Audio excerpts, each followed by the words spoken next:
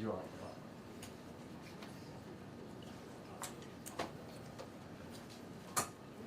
Do I have the yellow ones?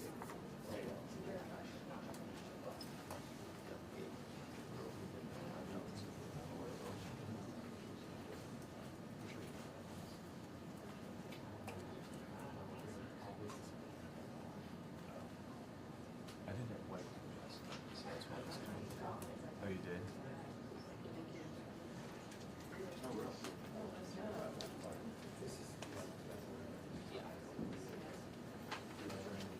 This is run of show. I haven't, I think they told us. Okay. It may have changed, but One, right? At least the pronunciation. sticking together.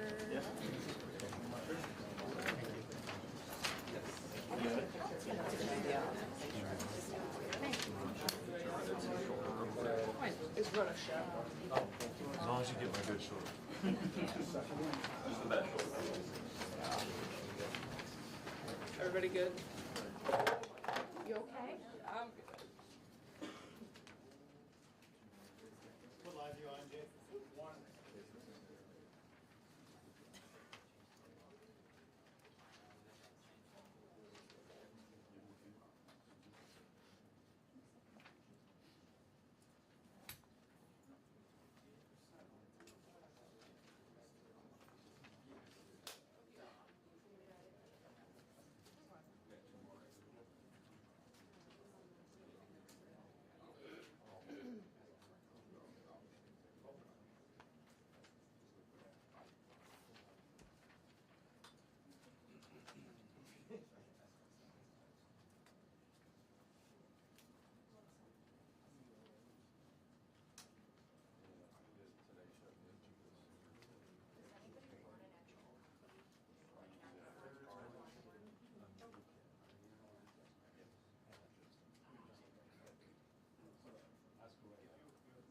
Yes.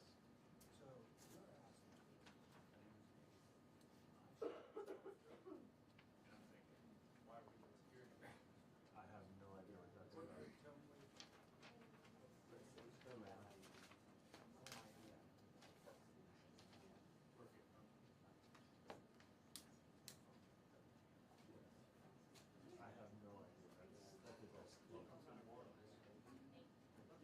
Sorry.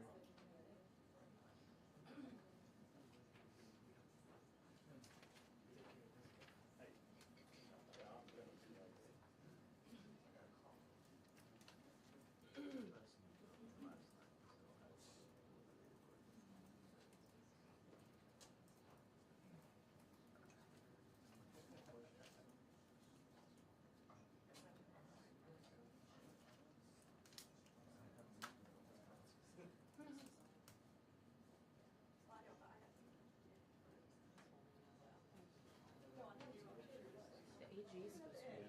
Yeah, she's not speaking. Did she tell you guys that thing she was saying last night?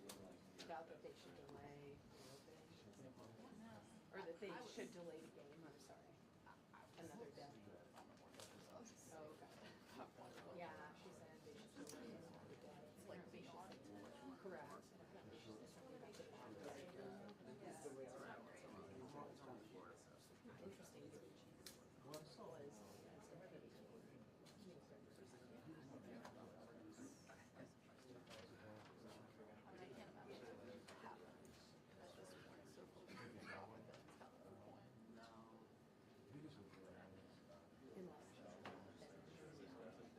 Four things. They've just been like saying things about it, but there's not saying anything about it. From what I saw.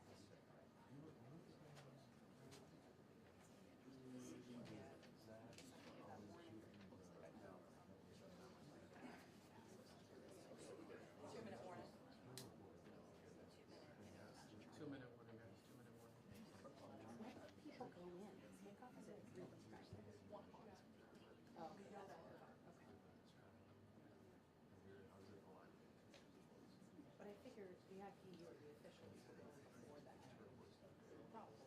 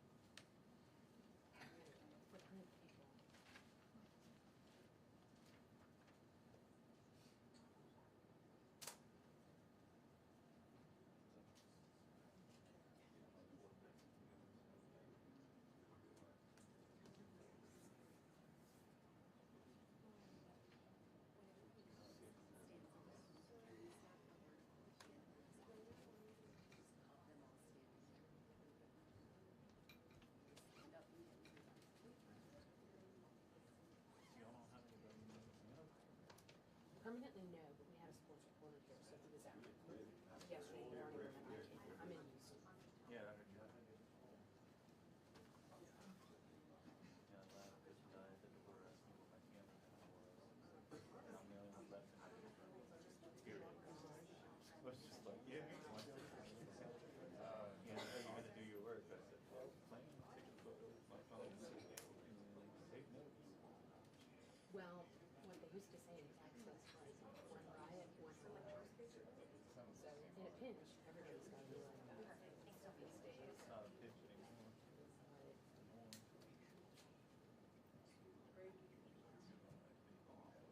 I'm old, so I came up through some older papers. Which I hooked up. Which now is only 3 days a week. It's advanced, which is the textbook. yeah, we were talking. Aren't they owned by yet?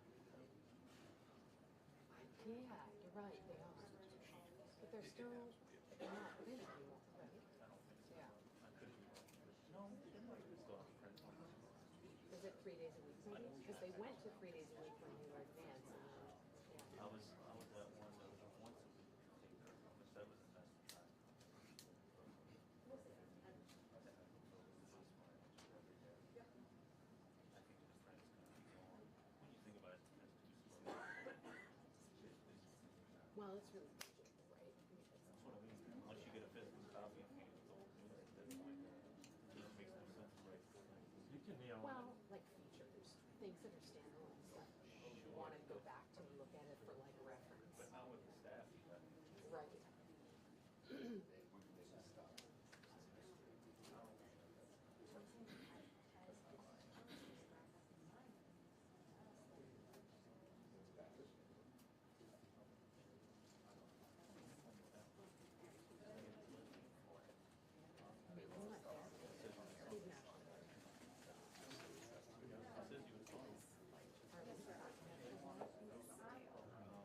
The Black Horse isn't that.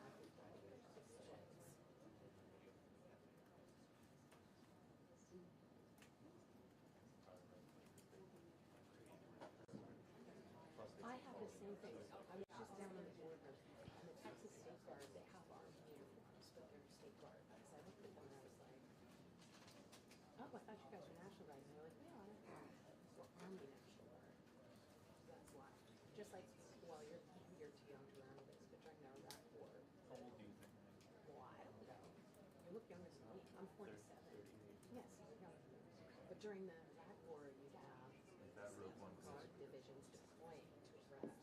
But they had army, they looked like army, but they were guard. I mean, I thought I was screwed over.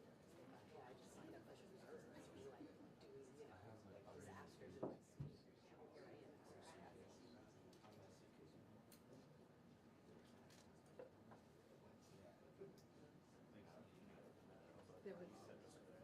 There was a guy from he was from Utah.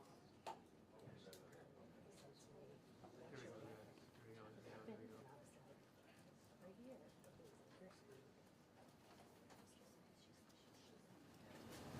Oh, that's right.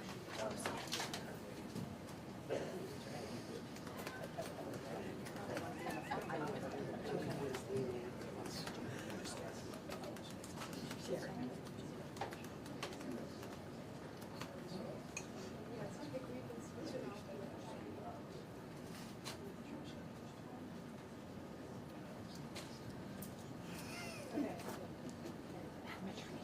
I'm Molly with the Washington Post. I'd love to talk to you afterwards. Will you be around?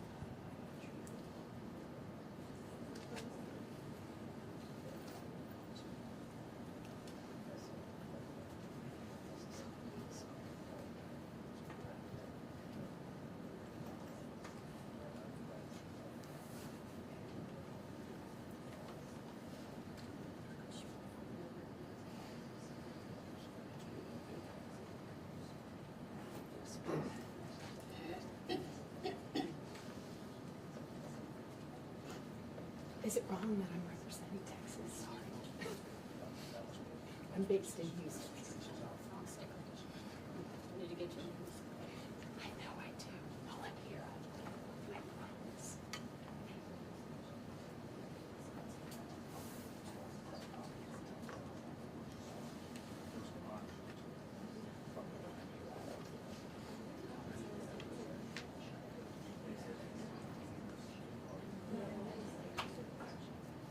I was happy to see Texas as assisting in this investigation. That's what should be.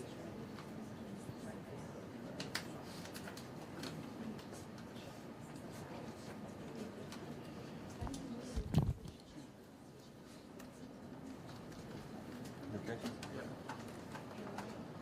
Keep an eye on Teams. Sorry about that, guys.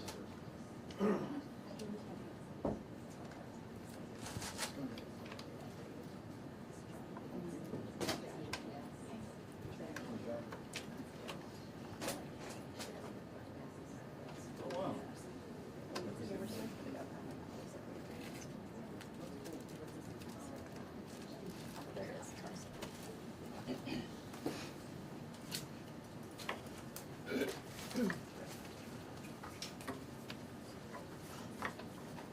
All right. Y'all all ready? We good? All right, well, good morning. I first want to start off by reminding the citizens of Louisiana that as you travel around the state, you will see the flags of all state buildings at half-mast in honor of those lives that were lost in this horrific act of violence. I also think that it's important to remember that what happened yesterday was akin to those who are old enough to remember jigsaw puzzles. And that you would take a 1,000-piece jigsaw puzzle and you empty the box and you've got to start sifting through those pieces. And you want to start, if you're real good, you start at the corners, right? Try to put your corners together. And from yesterday to today, over 1,000 law enforcement agents and officers, men and women, have been poring over countless amounts of data, of videos, of surveillances, interviews, tracking down every possible lead that came to us, whether it was the New Orleans Police Department, the Louisiana State Police, the FBI, or our other federal agencies. Also yesterday, I issued an emergency declaration. That declaration was meant to streamline resources and communications between state, local, and federal partners. And we're seeing the results of it. I also would like to remind everyone that what's going on in this city and this state is twofold. We've got an active criminal investigation going on, while we're also continuing to secure the city in preparation for 3 o'clock kickoff time for the Sugar Bowl. With that, I would also remind those who are in the city that as far as state resources are concerned, we have the Louisiana State Police, the Louisiana National Guard, which was part of that emergency declaration, which allowed us to put an entire MP company on the ground. Those become force multipliers, is what we call that in law enforcement and the military. That helps to add to the resources that we have. Wildlife and Fisheries, the Department of Corrections, DSF, DHS, our Veterans Affairs, our Probation and Parole, all state agencies. Any state agency who has post-certified officers are here in this city to help secure the city. And so with that, I would like to turn it over to Christopher Rea, who is the Deputy Assistant Director of the FBI's Counter Terrorism Division. Chris? Thank you, Governor Landry.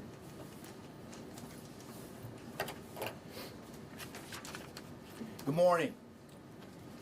I am FBI Deputy Assistant Director Christopher Rea. I'm from our Counterterrorism Division at headquarters.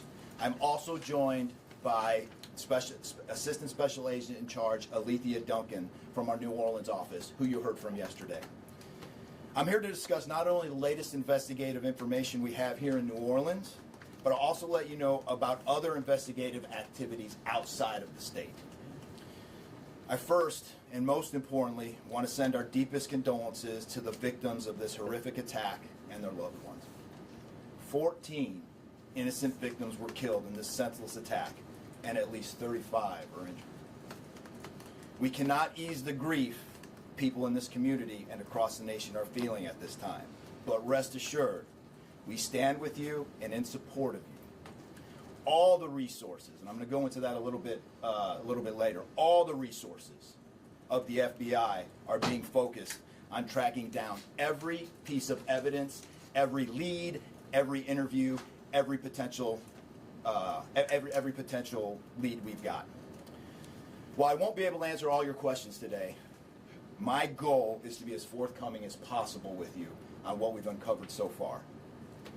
First and foremost, let me be very clear about this point. This was an act of terrorism. It was premeditated and an evil act. This was obviously a critical incident, and with that, lots of information and tips come pouring in from law enforcement, first responders, and the public. We have been aggressively running down these tips and information. As you all know, that takes time, and we will continue to do so until every lead has been followed through on. This investigation is only a little more than 24 hours old. So I ask you to keep in mind that as I go through some of the specifics later. But at this point, currently, and this is another fact I want to be clear on, we do not assess at this point that anyone else involved in this attack except for Shamsud-Din Jabbar, the subject you've already been briefed on. A little bit about what the FBI is doing. So we are surging people and assets to the area from across the region and across the nation. Special agents in multiple field offices across the country have been deployed and are assisting with potential aspects of this investigation and following up on every lead. Additional teams of special agents, professional staff, and victim specialists continue to arrive to provide more investigative power and assistance to the victims and their families. We have also forward deployed a number of our critical incident response group assets, including members of our hostage rescue team, special agent bomb technicians, and crisis management coordinators. In addition, we have deployed more evidence response technicians to continue to process the various scenes that we have. So far, we have received just over 400 tips from the public, and that information is being followed up on both here in New Orleans and across the country. Some of the tips are here in New Orleans, and there are other tips in other states across the country that we are following up on.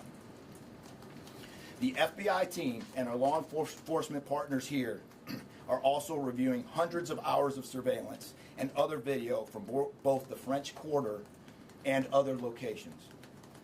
As for a timeline, at this point, investigators believe Jabbar picked up the rented F-150 in Houston, Texas on December 30th. He then drove from Houston to New Orleans on the evening of the 31st, and he posted several videos to an online platform proclaiming his support for ISIS. There were 5 videos posted on Jabbar's Facebook account, which are time-stamped beginning at 1:29 a.m. and the last at 3:02 a.m. In the first video, Jabbar explains he originally planned to harm his family and friends, but was concerned the news headlines would not focus on the, quote, war between the believers and the disbelievers, end quote. Additionally, he stated he had joined ISIS before this summer. He also provided a will and testament.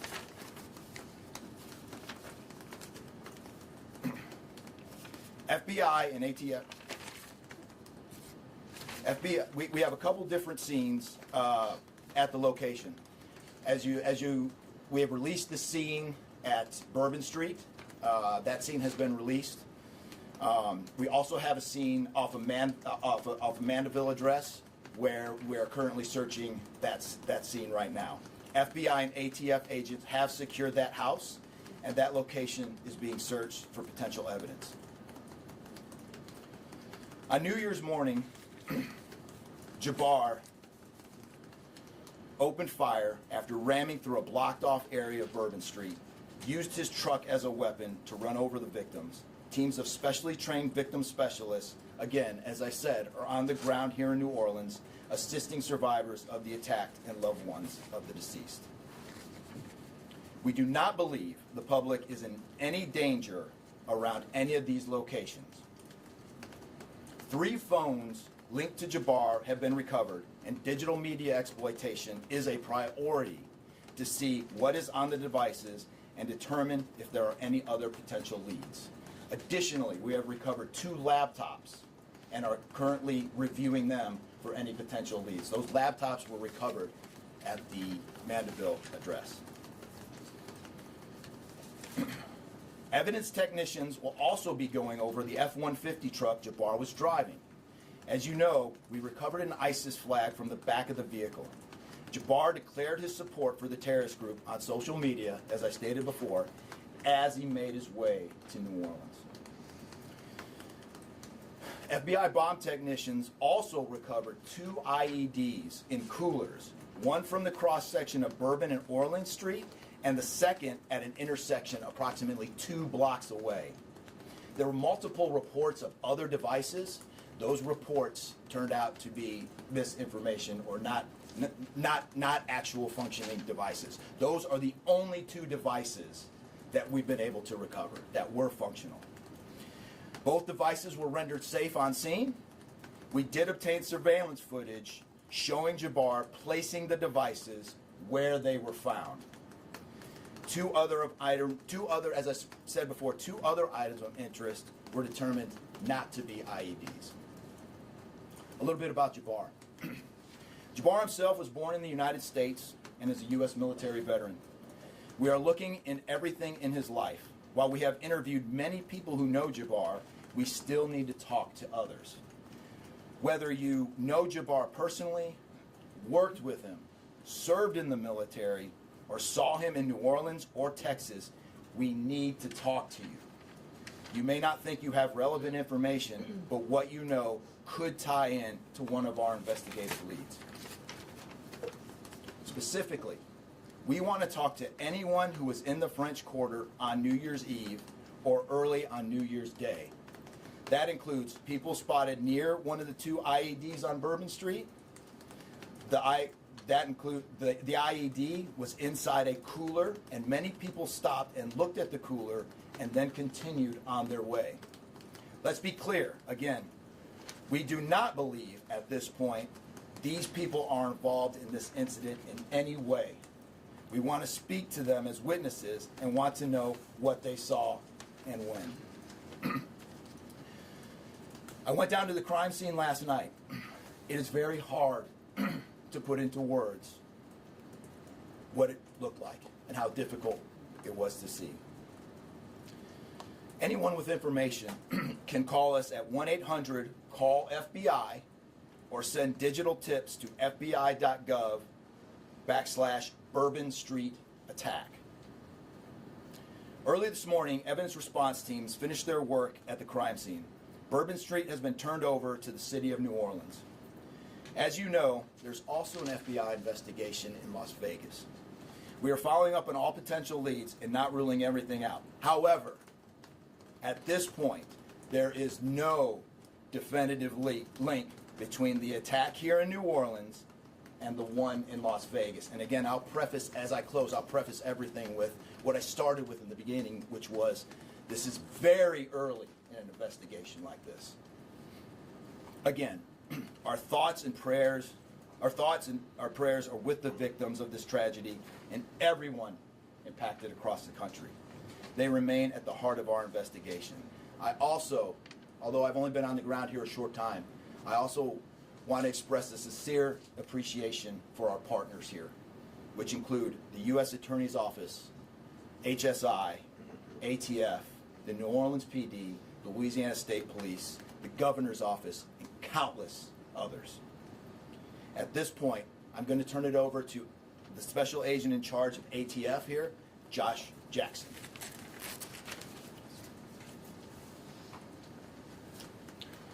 Hey, good afternoon. As stated, my name is Joshua Jackson. I am the Special Agent in charge for the ATF New Orleans Field Division. And ATF's primary mission is preventing, reducing, and solving violent crime throughout the United States and abroad. Solving part is the focus of this investigation. ATF resources that have been brought to bear to the city and to focus with our federal, state, and local partners have been our national response team. We spoke about the scene that's still being processed now. The national response team of ATF is a team of certified fire investigators, certified explosive specialists, fire engineers, electrical engineers. These folks will give us additional investigative leads to help the investigative team identify what happened at the location in Mandeville and identify how that fire started and move the investigation forward from there. Additional resources that ATF has brought to bear into the city.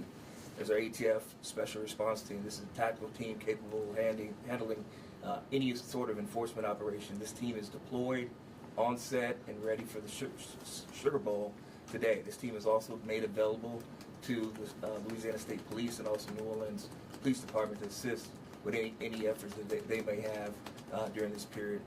Additional resources, as the governor alluded to, he executed executive powers and had an emergency declared to where ATF was able to tap in to Emergency Support Function 13 resources. This allowed us to bring additional explosive detection canines so that we can safely sweep the city and safely sweep the Super Bowl in preparation for the game today. These resources will still be in the city as we lead up to the Super Bowl and through Mardi Gras. These type of ATF resources will be here. The last resources the ATF has brought to bear, and probably the most important one, is our victim witness coordinators. These folks come in and they provide resources to the victims and the family members that have suffered greatly during this tragedy. The entire city hurts, but the victims and the family members are in need of resources and care long after this investigation wraps up.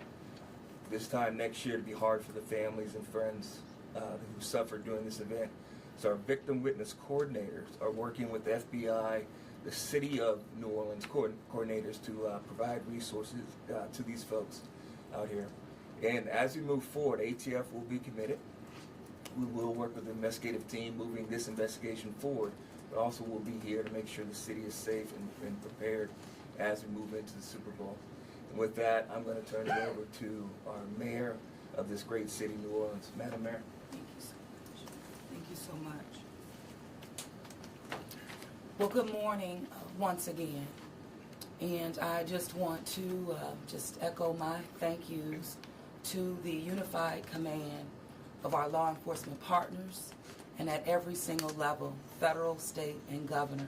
Governor, thank you for your partnership. Thank you. I also want to thank the residents and the visitors of the city of New Orleans for your patience, for your support, and most of all, your prayers. Our hearts and prayers continue to go out to the victims' families, and the city of New Orleans, we're resilient. And as I stated on yesterday, my focus in terms of a priority has been on our victims. As you heard, that yes, the FBI was able to clear Bourbon Street. And what that meant also for me in this city was that we were able to remove our victims, identify them, and notify their families. Real reverence. They mattered, the families matter, and matter to the city of New Orleans. In addition to that, I want to just thank again our federal partners in Washington listening to my plea personally for the additional resources to allow for the scene to be cleared, and again, attending to our victims. I walked by each one, and I did the sign of cross in my own way, because reverence, again, is important. So while we have been able to have Bourbon Street returned back to the city of New Orleans, and the due diligence has been done, that then allowed me to give the go-ahead to begin the cleaning of Bourbon Street. That started happening in the morning about 2 a.m. It was completed before 8 a.m. this morning. But that has really set the tone, I would say, and with the confidence that I have in the law enforcement partners, all of the resources that have been activated, how we have made sure that safety continues to be our top priority, how our assets have been deployed strategically, again, for the safety and the protection of our visitors and our residents in the city. And because of that, the confidence is there to reopen Bourbon Street to the public prior to game time today. The first order will be to allow for vendors to come in and service the businesses. That's important in order for us to stand up activation, as you know, Governor. And so with that, I want to reassure the public that the city of New Orleans is not only ready for game day today, but we're ready to continue to host large-scale events in our city because we are built to host at every single turn. I want to, again, thank all of those who responded to the FBI's call for information and tips. As you heard, that has been useful. Continue to do that. The investigation is still active and absolutely under the FBI's leadership. We will continue to operate and cooperate as we always have. So I want to also thank all of our partners for the added resources for victim and crisis management. We know that that's, again, important. Working with our partner, the Greater New Orleans Foundation, we have set up a fund for our victims' families for not only today but into the future. As you heard, this is going to be a long process for our people. So with that, the city of New Orleans, and with all of my confidence, we are ready. And we could not get here, again, without the unified presence, support, and cooperation. We are stronger together. And I want to say, again, thank you so much. Thank you, Governor. So, once again, the Governor would like me to reiterate that Bourbon Street will be prepared for full activation before game time today. We know 3 p.m., so we're working towards 2:30 p.m. But prior to game time, the kickoff, Bourbon Street will be restored. So we're hard at work now. Our teams are now, and of course, working with our business community to serve our public and serve our residents and our visitors alike. In closing, I want to rest people assured that right now in the city of New Orleans, there's an unprecedented amount of law enforcement resources that are being utilized to close out and to hunt down and to finalize this investigation. I want to thank the FBI and all of our federal partners for the amount of resources they have poured into the city. This type of event can happen in any city. And that's the tragedy of it. And I think it's important for people to understand that to protect our citizens in America from evil, you have to crush it. You can't go out there and placate it. You can't go out there and say, oh, I'm going to put this in place and that in place and hope that evil doesn't show up on your doorstep, because it will. You have to crush it. And that's what we're going to do here. We're going to put it all behind us.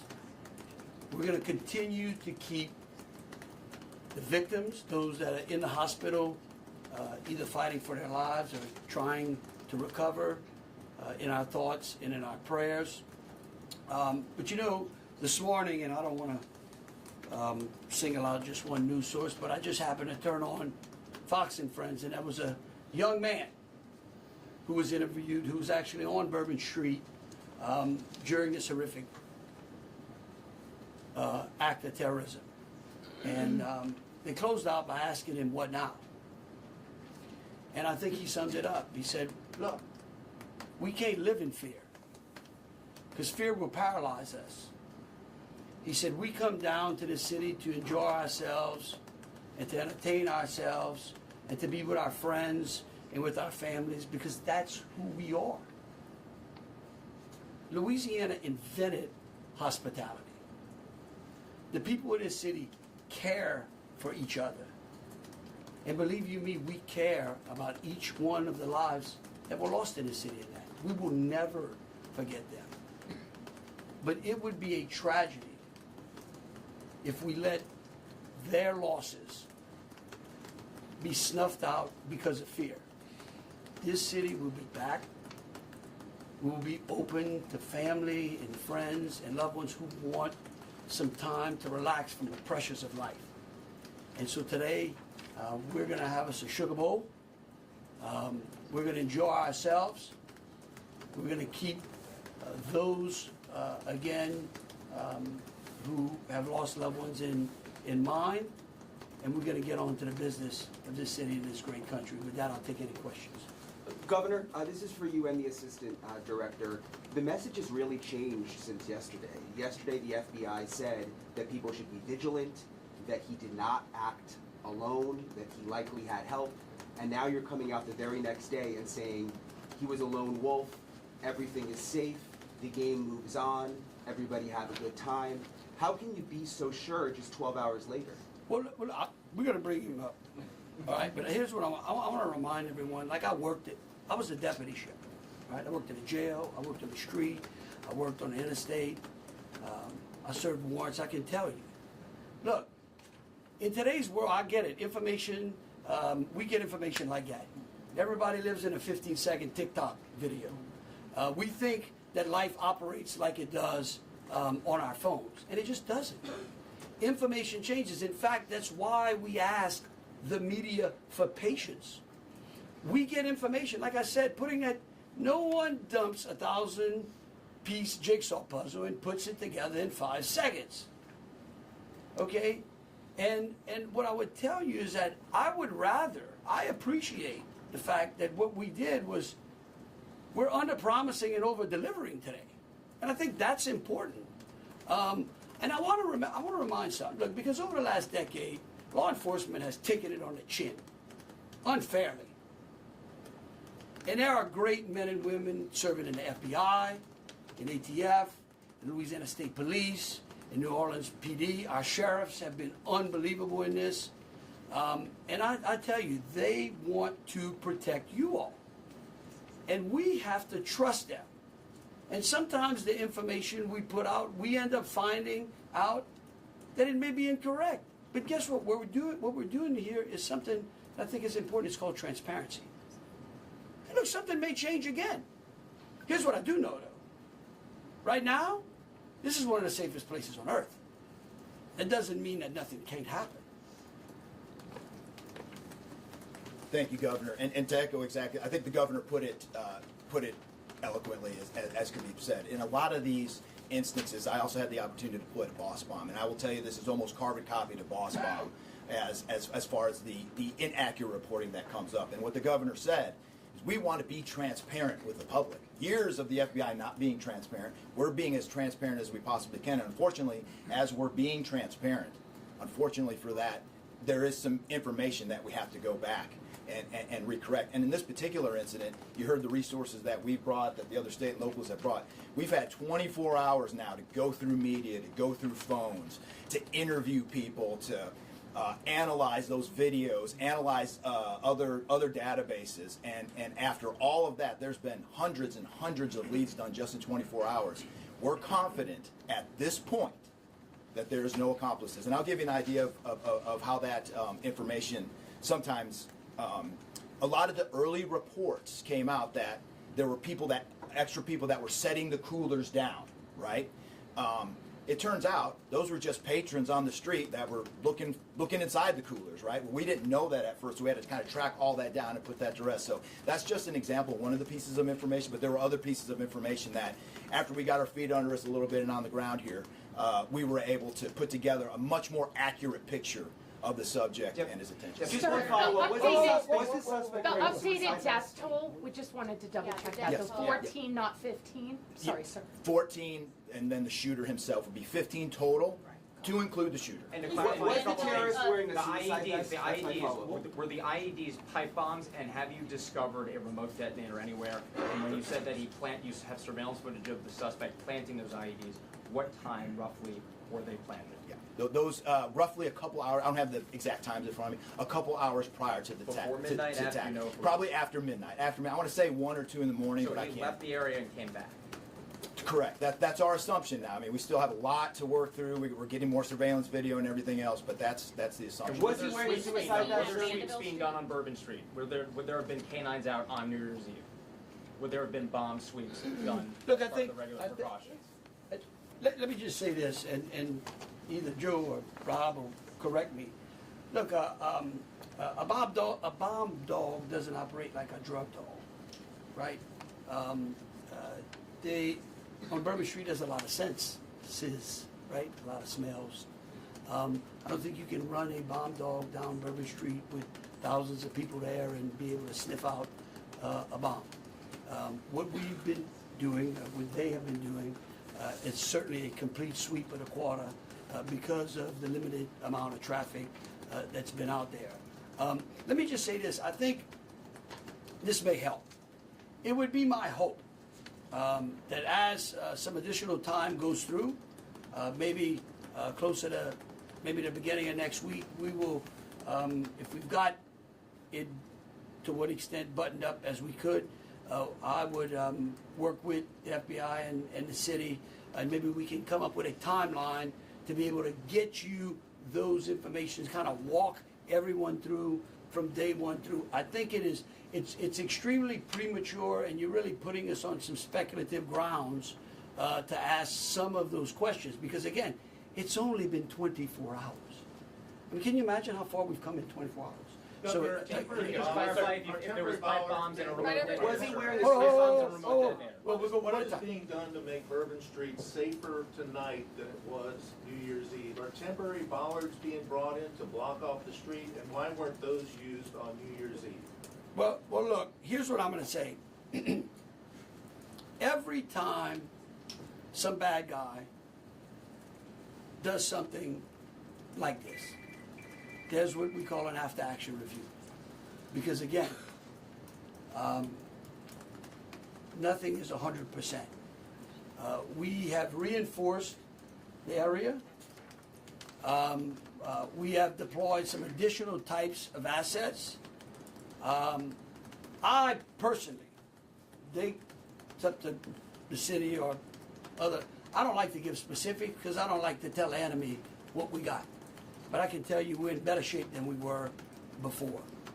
We have time for 2 more questions. Can you speak to the Mandeville scene? And some neighbors at that site told us they smelled smoke early in the morning. Was there a fire there? Any kind of burning happening? Yeah, Do you still believe that that fire happened after the suspect was killed? That's correct. Yeah, I'll move to 18. I do want to address the suicide vest question. I want to kill that one right away. Okay. There was no evidence that the subject was wearing a suicide vest at all. So I will turn the Mandeville stuff over to ATF. Yeah, as to the fire at the Mandeville scene, so our working theory now is that the fire started after Jabbar was already deceased. There's a lot of different ways that can happen. You could have different time devices. You could have a long cord that extended that time. You could also have pressure cookers that were put on top of the stove filled with gasoline, and then it went off. There's a lot of different ways to do it, but that is why our ATF National Response Team is here to answer those questions and get that investigative lead back to our team. So more to come on that. We're still processing that scene. We're out there right now. Are you What able we to understand type for of how he became radicalized over all of this time, what brought him to Bourbon Street? Do we understand, was there any international travel involved? What led him down this path to this sort of radicalization? sure a lot of questions we're still asking ourselves.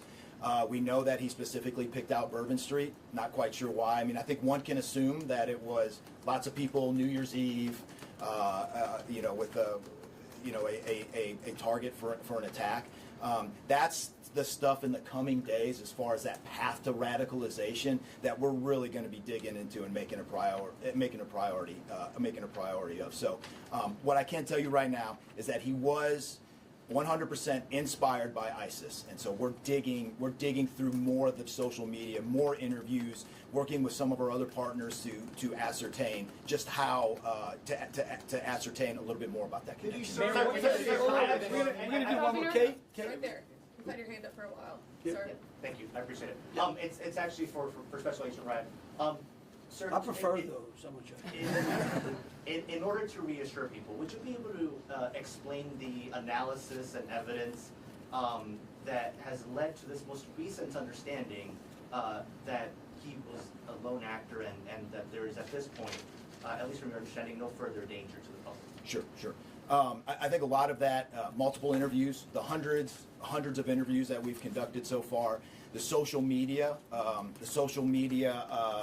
review that we've done of his accounts, by my count now, the 5 devices we have, the 3 cell phones and the 2 laptops, been able to initially triage or go through that, and there is just nothing to indicate through call records, through anything on those devices, through interviews, through anything in our systems, that he was aided in this attack by anybody. And again, I have to caveat, like the governor said, this is 24 hours into it, and that could change. But right now, we've got a much better picture and much more confidence on what we were dealing with than we were just 24 hours. Mayor, All right, look, thank y'all so very much. Again, Mayor, what gives you the confidence to say we're to people going that to they try come to to your get city y'all for as big much events? information as possible. So, any additional information we put out through press releases. Thank you so very much. Moving forward, are we Mayor. going to be making Bourbon Street a pedestrian only, or are we going to be allowing cars to drive through?